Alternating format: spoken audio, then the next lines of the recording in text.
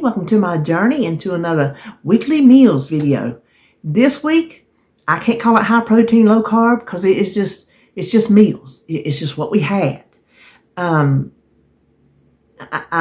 have not finished editing, but I need to come here and get this recorded.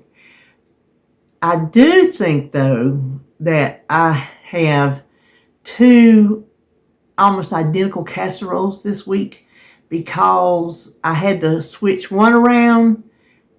I picked another one going its place. I didn't realize a squash casserole and a chicken casserole. But luckily we like them both, so you'll get to see them both. The funny thing is a lot of times I will plan a menu and the first thing I put on it is like so close to the last thing on the last menu, and I don't look at them. It just turns out that way. So this week it did. It was going hamburger, steak and gravy with cream potatoes, and then the next day, like Friday, I had hamburger and mushroom with cream potatoes. So it's going to be another gravy and cream potato night. So I had to switch them. Then I ended up with two casseroles. So whatever. What you see is what you get. That's all I can tell you. So this is just my week of meals that we had. They were delicious, simple, just not high protein, low carb. So let's turn around and look. This is Friday, and the first thing I'm going to do for our alfredo dish is cook my chicken. Just cook as much chicken as you feel like you want. I'm going to put some chicken bouillon powder in here, kind of help flavor it.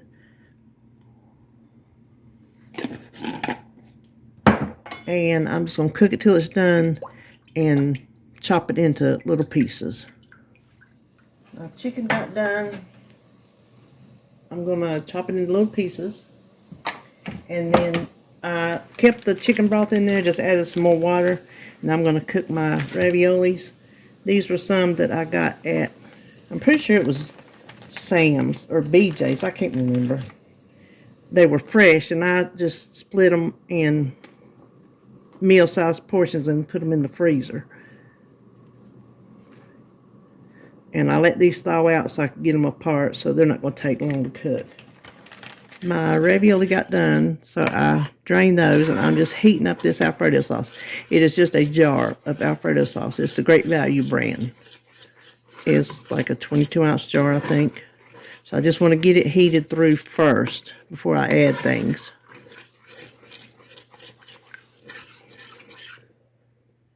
I think since we got some bubbling going on, we're good. So I'm going to turn that off. Now I have a bag of broccoli. I've already drained it. I just cooked it in the microwave. I was going to serve it on the side, and I thought, nah, I'm just going to make this one big one dish meal. I'm going to add my chicken.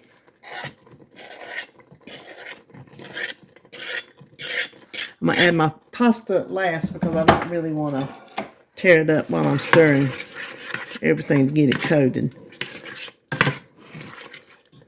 Okay. Now here are our raviolis.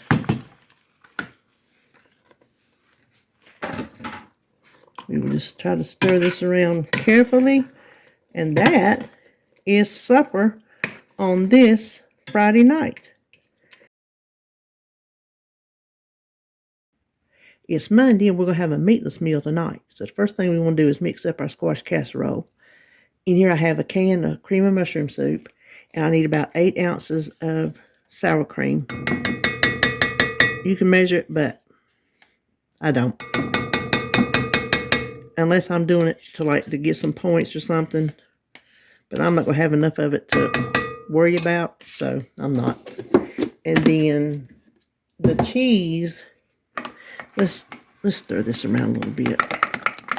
Okay, the cheese, I would use a lot more than this, but this is all I had. I tell you, we used a lot of cheese in this house. But we like it cheesy. We'll just have to do with what we got. That's all I know. I could add some mozzarella, but I ain't never had squash casserole with mozzarella cheese, so I just rather use less. All right, let me get my squash. Now this is squash I had frozen. Oh my gosh, did you just see all that water? I forgot to drain it. Hold on. Oh man, I knew I was forgetting to do something. This is patty pan. So this is just cut up in kind of chunks. If I was using fresh, which some of my other regular squash is sliced, that's what I would use, sliced, but I would cook it. You want it cooked. I would either boil it in some water, which is what I typically do, or like fry it down in the pan. Just either way you want it cooked. All right, now the next thing I want is a box, and I didn't put my box up. It's a box of stovetop stuffing. Make it as directed on the package, or do my trick. Get some hot water. Just run some hot water in here. Just let it sit. It's going to soften up, and it'll be just like you cooked it. The only difference is this doesn't have butter. It's still made with water and stuffing mix, just no butter. Oh, did I get too much water in that? Anyways, hold on, we'll give this just a few seconds. All right, now I'm using a 11 by 17. I typically use a 9 by 13. You could make it in a 8 by 8, it'd be a little thicker. But I'll be honest with you, this one's nestled inside my 9 by 13. It's just easier to get to. So put half of your stuffing on the bottom. If you want to use 2 boxes of stuffing, you can. I've done that before. Then we just put all of our, and I didn't have to cook that squash I took out of the freezer. I meant to tell you. I told you to cook your squash, but I didn't have to cook that because it softens up as it were cooked in the freezer, and I blanched it before I put it in there too, so it had a double whammy.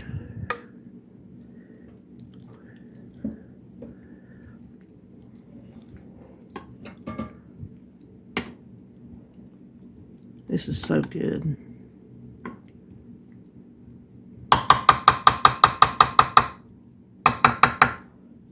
And then the rest of the stuffing on top. Now this goes in the oven at 350 for 30 or so minutes till it's nice and bubbly and all heated through. Now we're going to make some okra patties. This is 2 cups of okra I froze. I didn't blanch it or anything because that will bring out the slime. I just froze it on a tray, let it thaw like that, flash freeze, measured out my 2 cups, put it in a bag. So you need 2 cups of okra, fresh or frozen, however you got it. 1/4 cup or so of onion. It doesn't have to be finely chopped because we're going to put this in the food processor. 1 egg. Trying not to come from in front of y'all, but I don't think it's happening. Working. And then we need, let's get some of that down. You know what? Let me whir this just a minute. I was going to whir that before I put everything in there. We're just going to do it all together. 3 tablespoons of cornmeal, just plain cornmeal. Tablespoon of flour that I forgot. Hold on. Here's our flour, and I had already put some salt in the cornmeal. Then we're just going to blend this together in the food processor.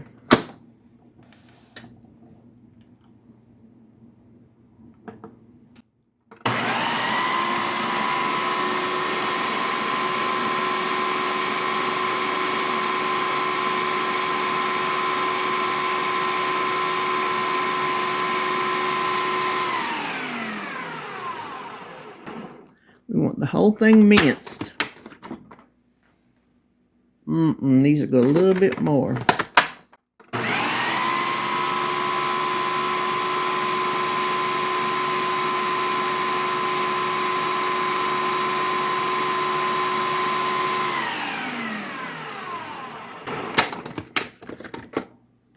Okay, I think that looks fine. All right, let's scooch over to the pan. It feels hot. Let's put some oil in it. This is just avocado oil.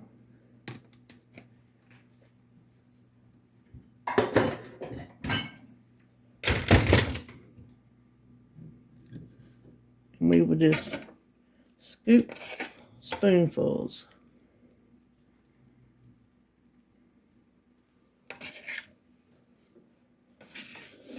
Oh, I didn't give my oil time to heat up. I wouldn't think it. Listen, I'm just going to tell you, I was over there napping while I was watching TV, and I fell asleep, and I woke up. I'm like, oh, I got to get supper going. And I've not quite got my sea legs. Now, you can make these into nicer round patties if you want to, but the shape of okra patty does not bother me. You're going to have to do this in 2 batches. We're just going to fry this till it's brown on the bottom. And then we'll flip it and we'll fry it until it's brown on the other bottom. And by then, everything should be nice and done in the middle. And we'll have okra patties. Oh my gosh. What'd I tell you? Not got my sea legs. There's the okra patties. On par with the rest of this supper, I think I burned them on the bottom, but I wanted you to see how they puff up and start cooking just like a pancake? That's what you're looking for. So let's see if I did. Yeah, I burned it. Well, it's just well done. So just kind of watch yours. Don't turn your burner up so high. So I just got to flip these, cook the other side, and flip the rest, and then that's all there is to it. So tonight I put some pinto beans in the crock pot. Here's our okra patties and some squash casserole. And that is what we're having for supper on Monday. Tonight is Tuesday, and we're going to get started on our rice. Now, I've started making brown rice. This is brown basmati, to be more specific. And I'm trying to reduce the amount I make, since I don't eat much if I do eat it. So I have, this is how I make it.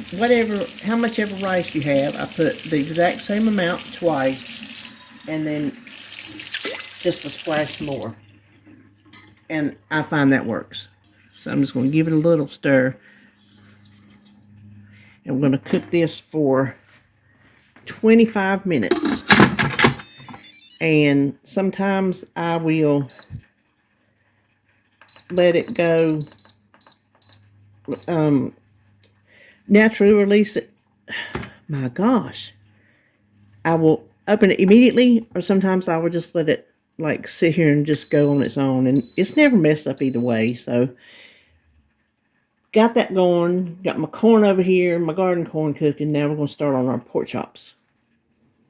Okay, we'll get started on our pork chops. This is just, I call them easy onion pork chops. I come up with these back when the kids were still home. That was many years ago. I'm trying to find a new way to make pork chops. And this was just something I threw together and we liked it. So, been making them ever since. Not much lately since David doesn't eat the pork. What I did was I coated, let me move that back before it gets too hot. I coated each side with accent. Now if you don't, this is MSG. If you have a reaction to it, then do something else. But we eat Chinese food. You know they use it. We don't have a reaction.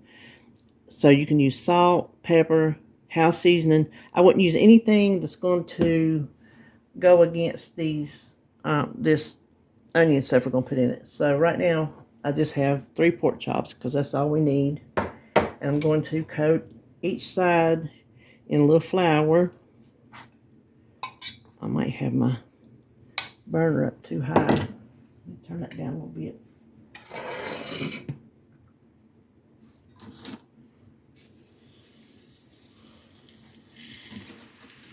And all we're going to do is brown these on both sides. You don't have to worry about getting it done, just getting them browned.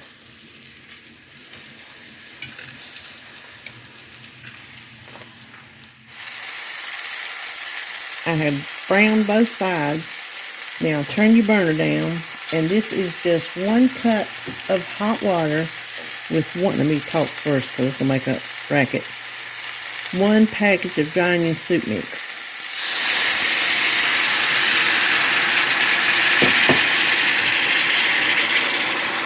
Now, I make my own soup mix, and that was actually my last batch. And it tastes exactly like the stuff from Lipton or whoever, store-bought, whatever. Oh, it smells good. The recipe, I'll link it below. It's on my website. You just want to simmer this until the pork chops are done. And I haven't made pork chops in so long, I can't even remember what temperature that is. I'll have to ask you-know-who back here so I can check them. And I definitely don't want to overdo them. So don't cook it too high. And if you need to, the last little bit, take your lid off, and it'll help that gravy start to thicken. My pork chops got done really fast. I checked the temperature, and they're like, I asked who back here, and it was like 145 to 160 is considered done, and these were like 175. So I pulled them out, and I'm just going to cook this down a little bit. I could add some cornstarch and water to it if I wanted to, but I'm not going to. I'm just going to cook it down a little bit. Okay, that'll be good. Now I'm just going to put my pork chops back in there, put the lid on, and they'll be ready for when David wakes up. Here is our rice. It's set here for 8 minutes while I was doing something else. And you can see, I meant to tell you it was rinsed. Now, I don't rinse my rice, but I was watching something week before last, and it said if you're not rinsing your rice, you're missing it. You're really missing out. And so last week I rinsed my brown rice, and I really liked it. It was nice and soft. So there, I think I made a good amount of rice. Now let me make me a plate, and we'll see what we're having. Here's supper tonight. This is my plate. That's why there's not much on it. A spoonful of corn from the garden. A little spoonful of brown rice with some of the onion gravy on it. And a half of a pork chop. So that is what we're having tonight on Tuesday. This is Wednesday. And we're going to start with our baked ranch chicken. This is just 3 chicken breasts. It's really 3 halves. And we just want to sprinkle them with some ranch seasoning. The kind in the packet, or if you buy it in bulk. And then we want to put some, this is kind of a take on Mississippi chicken. But it's different. Anyway, we're just going to put some of these around. And then just a little bit of the juice over top.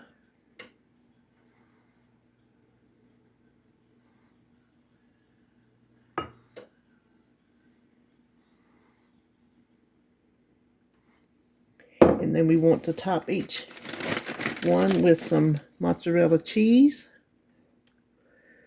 Much or as little as you like. I figure it's probably all going to melt off, so I might have to go in with some more. Who knows? Now this will go in a 350-degree oven. It's going to take this chicken probably 30 minutes to cook. We want to check it at least 165 degrees. Now we're going to get our vegetables going. Let me turn this on. I have in here 1 can of green beans, and I rinsed those.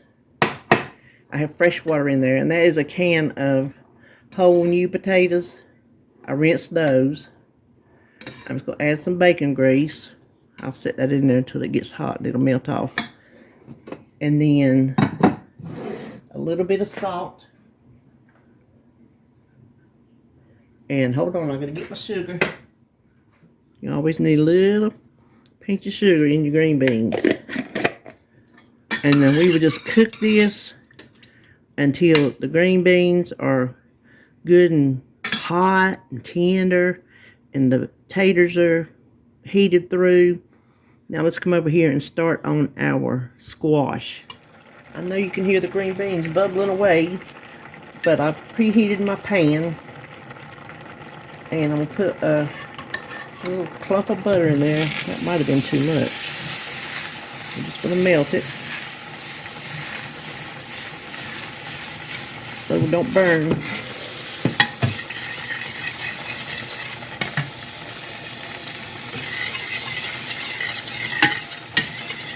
I'm getting some brown butter back there. What I have here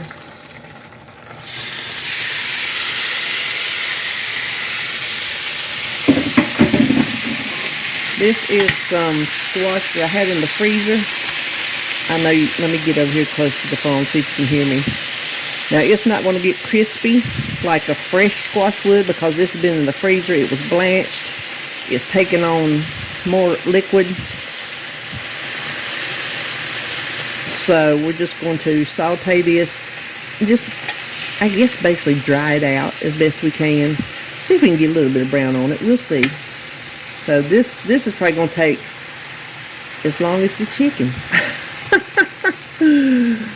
So I'm just going to let this simmer, let the green beans simmer, let the chicken cook, and we'll be back. I'm not ready to make my plate, so I'm just going to show you. Here is the chicken, and it smells wonderful. That pepperoni stuff smells so good. And then I did get a little bit of color on my squash, so I'm good about that. And then here are my green beans and taters. So that's what we're having on this Wednesday. This is Friday, and we're having chicken casserole, and this is exactly like the squash casserole we just had the other day. I didn't plan it to have them both in the same week. I have a can of cream of chicken soup. This is my new menu week, and I planned hamburger and mushrooms with gravy and cream potatoes. Well, that's what we had last night. Cube steak and gravy and mashed potatoes. So I had to switch it out with another day this week.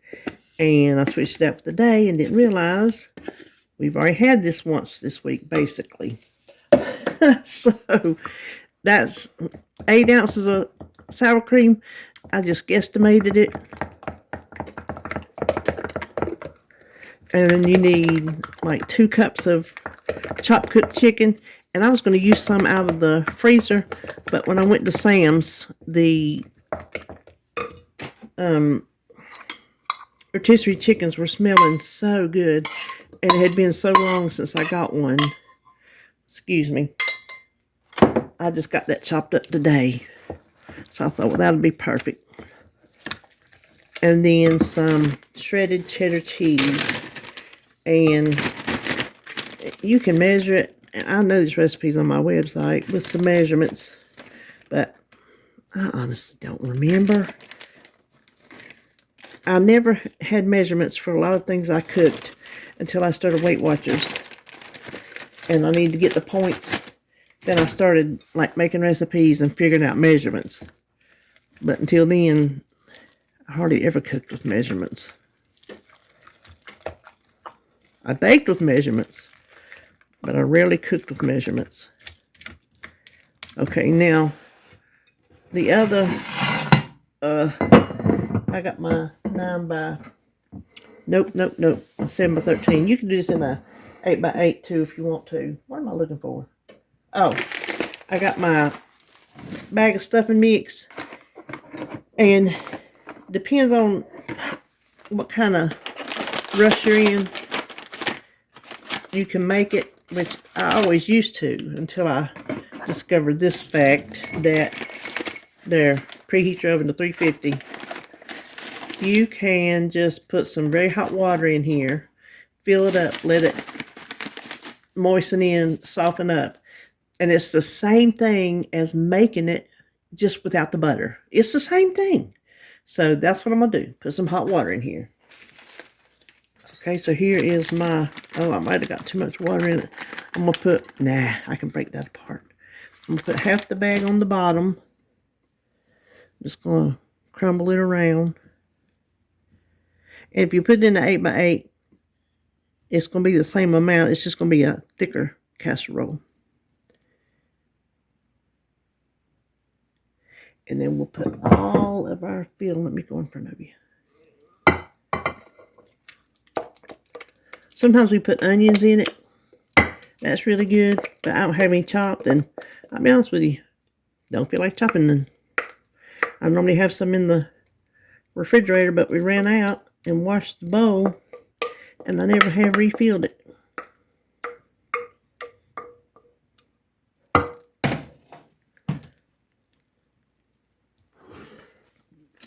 Then we want the other half of the stuffing.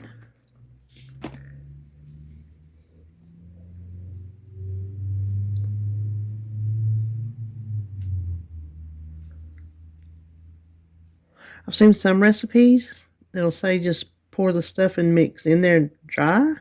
I don't recommend it because when it bakes, it will get crunchy. Because if you miss some of this, getting it moist, it gets hard and crunchy. Now this will go in a 350-degree oven just until it's nice and hot and bubbly. I don't know, 20, 25, 30 minutes. I don't know, just keep your eye on it. Here's my supper. This is my little small plate so you can see how much it is. A spoonful of the chicken casserole. Those are purple hull peas from our garden last year and greens from our garden last year. So that's what we're having. I didn't figure to show you to cook those because that's you just cook them. So that's what we're having on this Friday night. And that'll be the end of this video. I hope you enjoyed it. Maybe it gave you some ideas of something to eat. Maybe you haven't thought of in a while. Anyway, I will see you when I see you.